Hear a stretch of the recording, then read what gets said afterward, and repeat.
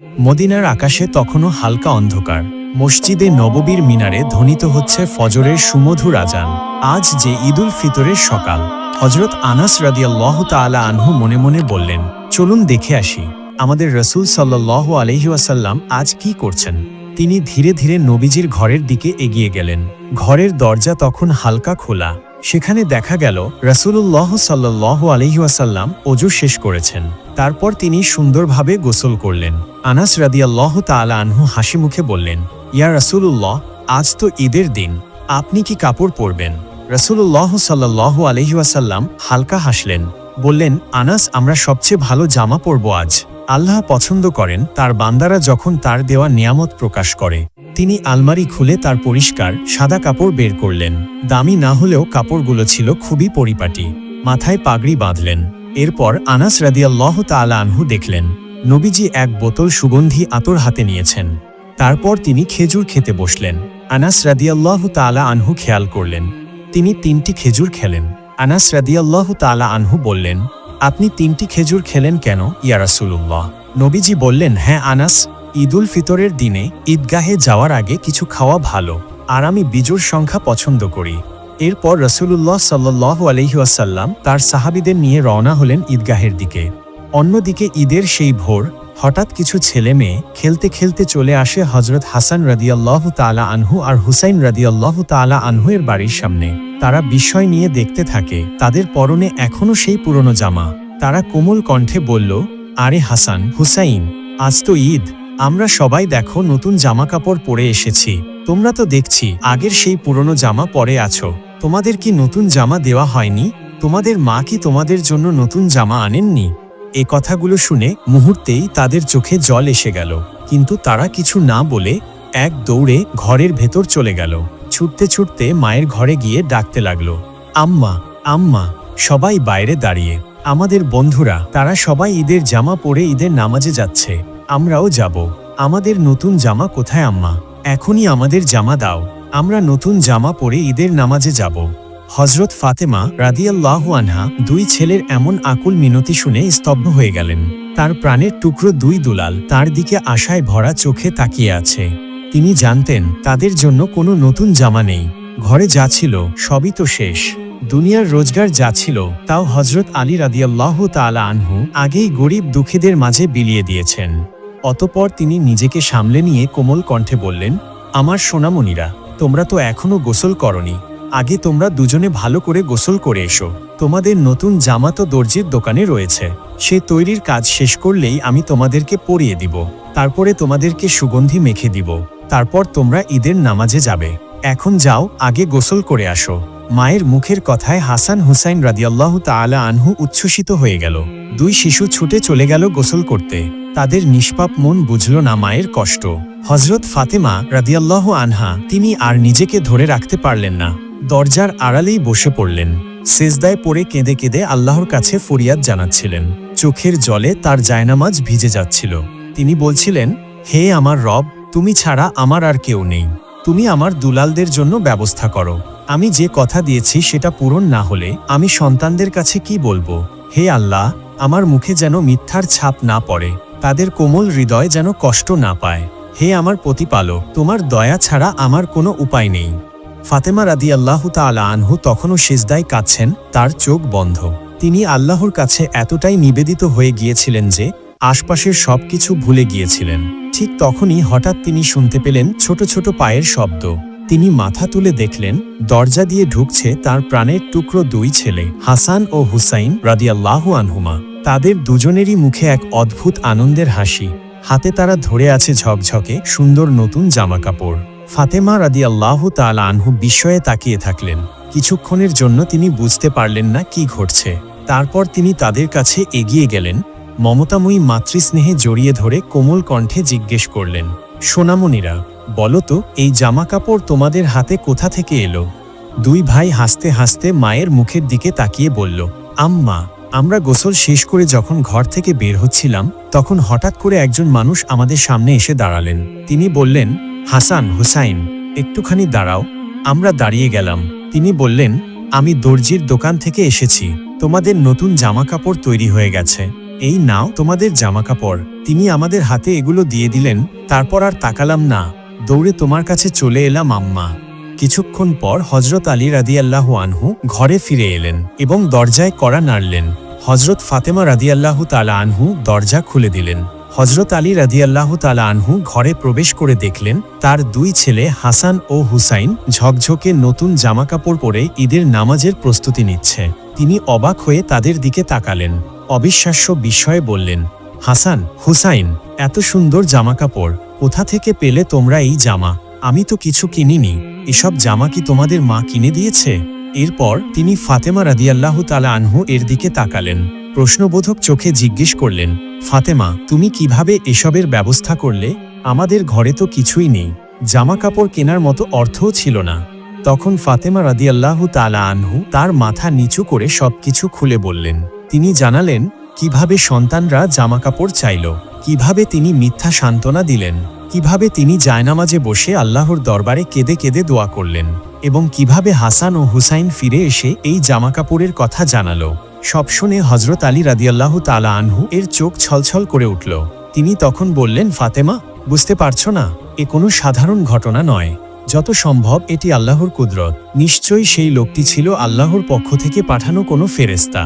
তিনি তোমার দোয়া কবুল করেছেন, আকাশ থেকে বেহেশতের জামা এনে দিয়েছেন তোমার দুলালদের জন্য। এরপর হজরত আলী রাদিয়াল্লাহু তাআলা আনহু হাসান হোসেনকে নিয়ে ঈদের নামাজ আদায়ের জন্য ঈদগাহের দিকে যেতে লাগলেন। অন্যদিকে নবীজি ঈদগাহে পৌঁছে ঈদের নামাজ পড়ালেন। নামাজ পড়ানোর পর তিনি উঠে দাঁড়ালেন মিম্বরে। রাসূলুল্লাহ সাল্লাল্লাহু আলাইহি ওয়াসাল্লাম বললেন, হে মদিনার মানুষ, তোমরা তাকওয়া অবলম্বন করো, আল্লাহকে ভয় করো। আজকের দিনটা শুধু আনন্দের নয়, দায়িত্বেরও। তিনি থেমে গিয়ে চারিদিকে তাকালেন, সবাই মনোযোগী। তারপর বললেন, জাকাতুল ফিতর দাও, এটা গরিবদের খাবারের ব্যবস্থা, যাতে তারা ঈদের দিনে ক্ষুধার্ত না থাকে। আল্লাহর কসম, যার ঘরে সামর্থ্য আছে অথচ সে দেয় না, সে আমার উম্মতের মানুষ নয়। অতঃপর নামাজ শেষে সবাই মিলে নবীজিকে ঘিরে ধরল, কেউ সালাম করল, কেউ কোলাকুলি। রাসূলুল্লাহ সাল্লাল্লাহু আলাইহি ওয়াসাল্লাম সবার সঙ্গে হাসি মুখে কথা বললেন। একজন সাহাবা জিজ্ঞেস করলেন, ইয়া রাসূলুল্লাহ, আজ আপনি যে রাস্তা ধরে আসলেন, ফিরবেন কি একই পথে? নবীজি মাথা নাড়লেন, না, আমি তা করব না, আমি অন্য রাস্তা দিয়ে ফিরব, যাতে আরও বেশি মানুষের সাথে সাক্ষাৎ হয়, আর রাস্তা দুটিও সাক্ষী হয় আমাদের ঈদের নামাজের। ঈদের সেই দিন মদিনায় অন্যরকম আনন্দ। রাসূলুল্লাহ সাল্লাল্লাহু আলাইহি ওয়াসাল্লামের নির্দেশে সবাই একে অন্যের খোঁজ নিচ্ছেন, একে অপরকে সালাম দিচ্ছেন, কোলাকুলি করছেন। কিন্তু এমন আনন্দঘন পরিবেশে একজনের চোখে অশ্রু। তিনি আর কেউ নন, ইসলামের দ্বিতীয় খলিফা, আল্লাহর ভয় আশঙ্কায় কাঁপা এক মনীষী হজরত ওমর ইবনুল খাত্তাব রাদিয়াল্লাহু আনহু। তিনি এক কোণে বসে আছেন, তার মুখটা শান্ত, কিন্তু চোখে টলটল অশ্রু, এমনকি সেই অশ্রু গড়িয়ে দাড়িতে পড়ে যাচ্ছে। কেউ কেউ দেখলেন তিনি নিজের হাত দুটো তুলে দোয়া করছেন, তার ঠোঁট কাঁপছে, যেন কিছু বলছেন কিন্তু ধরা যাচ্ছে না। কিছু সাহাবী এগিয়ে গেলেন, তারা বললেন, ইয়া আমিরুল মুমিনিন, আপনি কাঁদছেন এই ঈদের আনন্দের দিনে? এই দিন তো খুশির দিন, আমরা তো আনন্দ করছি, আল্লাহর শুকরিয়া আদায় করছি, আর আপনি একা একা কান্না করছেন। হজরত ওমর রাদিয়াল্লাহু তাআলা আনহু ধীরে ধীরে চোখ মুছলেন, তারপর গভীর দৃষ্টিতে সাহাবীদের দিকে তাকিয়ে বললেন, হ্যাঁ, এই দিন আনন্দের। যারা জানে যে তাদের গুনহা মাফ হয়েছে, তওবা কবুল হয়েছে, তারা আল্লাহর রহমত পেয়ে আনন্দ করছে। কিন্তু আমি জানি না আল্লাহ আমার আমল কবুল করেছেন কিনা। সাহাবীরা তখন নিশ্চুপ। হজরত ওমর রাদিয়াল্লাহু তাআলা আনহু আবারও বললেন, আমি রাসূলুল্লাহ সাল্লাল্লাহু আলাইহি ওয়াসাল্লামকে বলতে শুনেছি, ধ্বংস হোক সেই ব্যক্তি যে রমজান পেল কিন্তু নিজের গুনাহ মাফ করিয়ে নিতে পারল না। হজরত ওমর রাদিয়াল্লাহু তাআলা আনহু দীর্ঘ নিঃশ্বাস ফেললেন, তার কণ্ঠ কাঁপছিল। তিনি বললেন, রমজান মাস গেল, আমরা রোজা রেখেছি, তারাবিহ পড়েছি, কুরআন তিলাওয়াত করেছি, কিন্তু জানি না আমার এই সব আমল আল্লাহ কবুল করেছেন কিনা। আমি জানি না আমার গুনাহ মাফ হয়েছে কিনা। যদি আমার গুনাহ মাফ না হয়, তবে কিভাবে আমি আনন্দ করব, কিভাবে ঈদের নতুন কাপড় পরব, কিভাবে কোলাকুলি করব, যখন জানি না আল্লাহ আমার জন্য কি নির্ধারণ করেছেন? সাহাবীরা তখন স্তব্ধ হয়ে গেল, সবাই মাথা নিচু করলেন। তারা বললেন, সত্যি তো, আমরা জানি না রমজানে আমাদের আমল কবুল হলো কিনা, আমরা না জেনেই ঈদের আনন্দে মেতে আছি। হজরত ওমর রাদিয়াল্লাহু আনহু দুহাত তুলে আবারও বললেন, হে আল্লাহ, তুমি আমাদের মাফ করে দাও, আমাদের আমল কবুল করে নাও, আমাদের সেই মানুষদের দলে রেখো না যারা রমজান পেল কিন্তু নিজের গুনাহ মাফ করিয়ে নিতে ব্যর্থ হল। অন্যদিকে রাসূলুল্লাহ সাল্লাল্লাহু আলাইহি ওয়াসাল্লাম ঈদের নামাজ শেষ করে সাহাবীদের নিয়ে ঘরের দিকে ফিরছেন। ফেরার পথেই তিনি সাহাবীদের বললেন, যাও দেখে এসো কারো ঘর কি ফাঁকা। ঈদের দিনে কোনো ঘরে যেন খাবার না থাকে, এটা আমি চাই না। নবীজির একথা শুনে সকল সাহাবীরা বেরিয়ে পড়লেন মদিনার সকল বাসিন্দাদের খোঁজ খবর নিতে। তারা দরজায় দরজায় গিয়ে ডাক দিতে লাগলো, তোমাদের ঘরে খাদ্য আছে তো? কোনো কিছুর প্রয়োজন আছে কি? যাদের ঘরে খাদ্যের সামান্য সংকট দেখা দিল, সঙ্গে সঙ্গে তারা নিজের ঘর থেকে নিয়ে এলো রুটি, খেজুর, মধু, পানি। কারো ঘরে খেজুরের ঝুড়ি ভর্তি করে রেখে এলো, কেউ বা নিজের পশু জবাই করে তার গোশত বিলিয়ে দিল। এভাবেই সকলের বাড়িতে খাদ্য পৌঁছে দেওয়া হলো। এরপর রাসূলুল্লাহ সাল্লাল্লাহু আলাইহি ওয়াসাল্লাম তার আদরের কন্যা হযরত ফাতেমা রাদিয়াল্লাহু তাআলা আনহু এর বাড়ির দিকে যেতে লাগলেন। সেখানে পৌঁছে রাসূলুল্লাহ সাল্লাল্লাহু আলাইহি ওয়াসাল্লাম দরজায় এসে সালাম দিলেন, আসসালামু আলাইকুম ইয়াহলাল বাইত। বাড়ির ভেতর থেকে হাসিমাখা কণ্ঠে উত্তর এলো, ওয়া আলাইকুমুস সালাম ইয়া রাসূলুল্লাহ। হযরত ফাতিমা রাদিয়াল্লাহু তাআলা আনহু তখন দরজার কাছে এসে দাঁড়ালেন। তার চোখে খুশি।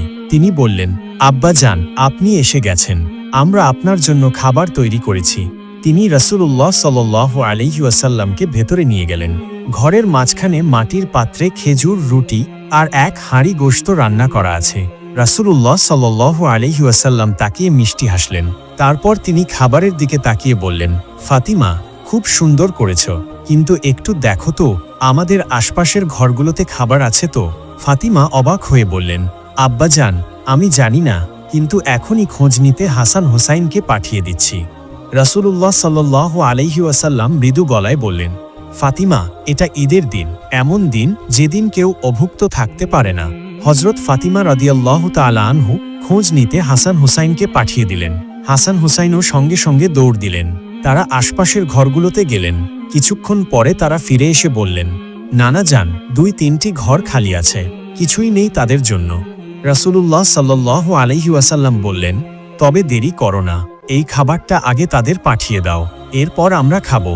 একথা শুনে হযরত হাসান ও হুসাইন রাদিয়াল্লাহু তাআলা আনহু তাদের বাড়িতে খাদ্য পৌঁছে দিয়ে আসলেন।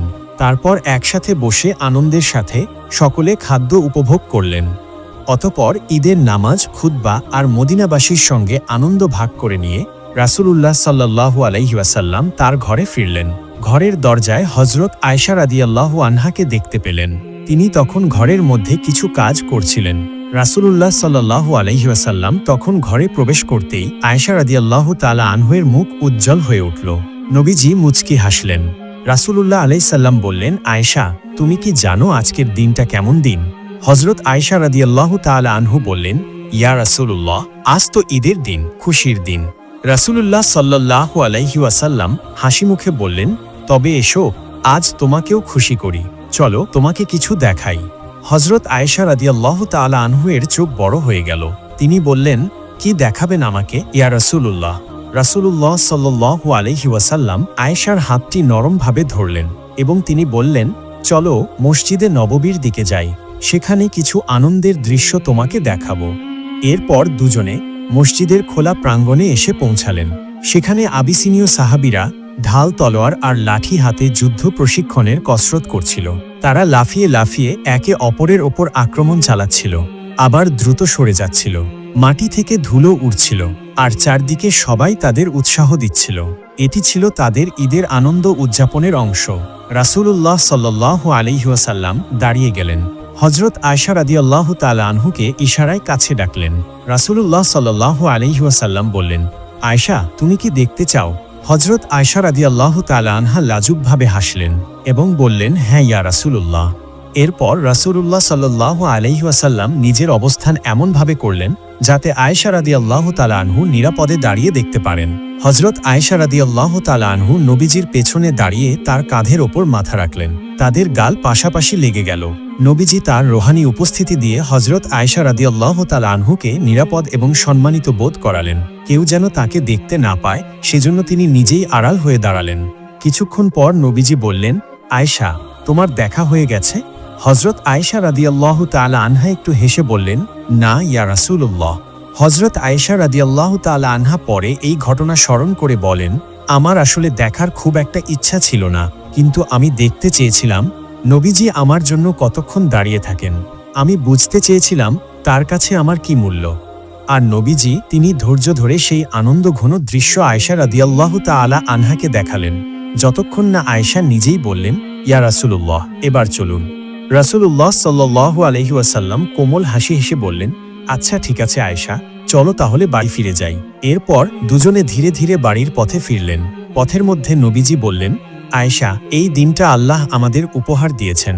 যারা এই দিনকে সুন্দরভাবে কাটায়, আল্লাহ তাদের ওপর রহমতের দরজা খুলে দেন। অতঃপর রাসূলুল্লাহ সাল্লাল্লাহু আলাইহি ওয়াসাল্লাম বাড়ি ফিরে যাচ্ছিলেন।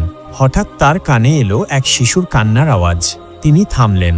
চারপাশে উল্লাস আর হাসির মাঝে সেই কান্নার শব্দ যেন অনেক বেশি বেদনাময় শোনালো। তিনি ধীরে ধীরে এগিয়ে গেলেন সেই কান্নার উৎসের দিকে। এক রাস্তার পাশে এক কোণায় বসে আছে ছোট্ট একটি ছেলে, তার গায়ে ধুলো মাখা পুরনো কাপড়। রাসূলুল্লাহ সাল্লাল্লাহু আলাইহি ওয়াসাল্লাম তার পাশে বসে পড়লেন। শিশুটি প্রথমে তাকিয়েও দেখল না। নবীজি হাত বাড়িয়ে তার ছোট্ট কাঁধে রাখলেন। কোমল কণ্ঠে বললেন, বৎস, তুমি কেন কাঁদছ এই আনন্দের দিনে? ছেলেটি চমকে তাকালো। তারপর ধীরে ধীরে বলল, সবাই ঈদের নতুন কাপড় পরে মজা করছে। তাদের মা বাবা আছে, তাদের বাড়ি আছে, কিন্তু আমার মা বাবা কেউ নেই। আমার বাবা শহীদ হয়েছেন যুদ্ধের ময়দানে, মাও চলে গেছেন অনেক দিন, আমাকে দেখার কেউ নেই। এ কথা শুনে নবীজির হৃদয় ব্যথিত হয়ে ওঠে। রাসূলুল্লাহ সাল্লাল্লাহু আলাইহি ওয়াসাল্লাম শিশুটির মাথায় হাত বুলিয়ে দিলেন। তারপর কোমল কণ্ঠে বললেন, বৎস, তুমি কি খুশি হতে চাও? ছেলেটি কিছুটা অবাক হয়ে নবীজির মুখের দিকে তাকালো। তারপর ধীরে ধীরে বলল, আপনি কে? রাসূলুল্লাহ সাল্লাল্লাহু আলাইহি ওয়াসাল্লাম মৃদু হাসলেন, আমি মুহাম্মদ, আল্লাহর রাসূল। এসো আমার সঙ্গে। আজ থেকে আমি তোমার পিতা, হযরত আয়েশা তোমার মাতা, ফাতিমা তোমার বোন, আর হাসান ও হুসাইন হবে তোমার খেলার সাথী। শিশুটির মুখ তখন আনন্দে ঝলমল করে উঠল, চোখের পানি শুকিয়ে গেল। সে উঠে দাঁড়ালো এবং নবীজির হাত ধরল।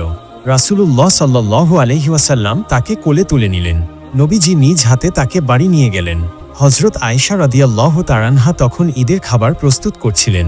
নবীজি বললেন, আয়েশা, দেখো, আমাদের নতুন সন্তান এসেছে, তাকে আজকে ঈদের খাবার দাও, তাকে সাজাও। হযরত আয়েশা রাদিয়াল্লাহু তাআলা আনহা হাসি মুখে ছেলেটিকে নিয়ে গেলেন। তার গায়ে নতুন জামা পরালেন, মাথায় সুন্দর করে পাগড়ি বেঁধে দিলেন, তাকে গোসল করিয়ে পরিপাটি করলেন।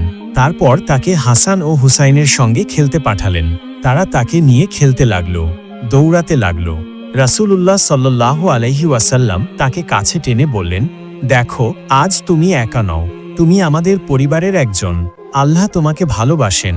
সেই দিন মদিনার রাস্তার সেই কান্না থেমেছিল, আর জন্ম নিয়েছিল এক নতুন পরিবার। নবীজি আমাদের শিখিয়ে দিলেন, ঈদ শুধু নিজের জন্য নয়, বরং অন্যের দুঃখ দূর করার দিন।